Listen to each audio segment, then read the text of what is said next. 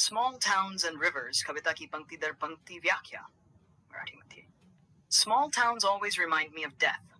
छोट्या शहरांनी नेहमीच मला मृत्यूची आठवण करून दिली आहे. कवी आपल्या अनुभवातून सांगतो की छोटे शहर मृत्यूच्या भावनेशी जोडलेले आहेत. My hometown lies calmly amidst the trees. It is always the same in summer or winter with the dust flying or the wind howling down the gorge. माझे गृहनगर झाडांच्या मध्ये शांतपणे आहे. ते नेहमी एकसारखेच असते. उन्हाळा असो किंवा हिवाळा, धूर उडत असते किंवा वारा दर्यातून करतो. कवी आपल्या गृहनगराच्या स्थिरतेचा उल्लेख करतो, जिथे पर्यावरणाच्या बदलामध्येही स्थिरता आहे. Just the other day someone died. फक्त काही दिवसांपूर्वी कोणी मरण पावला. मृत्यूच्या घनिष्ठतेचे हे एक उदाहरण आहे, जिथे जीवनाच्या अनिश्चिततेचा सामना केला जातो. In the dreadful silence we wept looking at the sad wreath of tuberoses. भीषण शांततेत आम्ही दुखाने ट्युबरोसच्या उदास पुष्पगुच्छाकडे पाहताना रडत होतो. ही पंक्ती मृत्यूच्या वेळेतील दुःख आणि हादर व्यक्त करते. Life and death, only the rituals are permanent.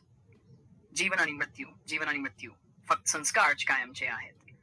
कवी म्हणतो की जीवनाच्या आणि मृत्यूच्या चक्रात फक्त संस्कारामध्येच स्थिरता आहे. The river has a soul. नदीला एक आत्मा आहे. कवी नदीच्या जिवंततेला व्यक्त करतो, जसे ती एक संवेदनशील घटक आहे. In the summer, it cuts through the land like a torrent of grief. उन्हाळ्यात ती दुःखाच्या प्रचंड प्रवाहासारखी भूमीतून जात आहे. नदीच्या वेगवान प्रवाहाची तुलना दुःखाच्या भावनेशी केली जाते. Sometimes I think it holds its breath seeking a land of fish and stars. कधी मला वाटते की ती मच्छल आणि ताद्यांच्या भूमीच्या शोधात श्वास रोखून धरते. या पंक्तीत नदीच्या गूढतेचा आणि तिच्या गहराईचा उल्लेख आहे. The river has a soul. नदीला एक आत्मा आहे. कवी यावर पुन्हा जोर देतो की नदी खूप जीवनशील आहे. It knows, stretching past the town, from the first drop of rain to dry earth and mist on the mountain tops. The river knows the immortality of water. हे माहित आहे शहराच्या पलीकडे जाताना पहिल्या पावसाच्या थेंबापासून ते कोरडी जमीन आणि पर्वतांच्या शिखरावरील धुक्यापर्यंत नदीला पाण्याच्या अमरतेची माहिती आहे. कवी पाण्याच्या शाश्वततेविषयी चर्चा करतो, जे जीवनाचे मूलभूत स्रोत आहे. A shrine of happy pictures marks the days of childhood. आनंदी चित्रांचे एक तीर्थस्थळ बालपणीचे दिवस दर्शविते. बालपणीच्या सुखद आठवणींचा उल्लेख येथे केला जातो. Small towns grow with anxiety for the future.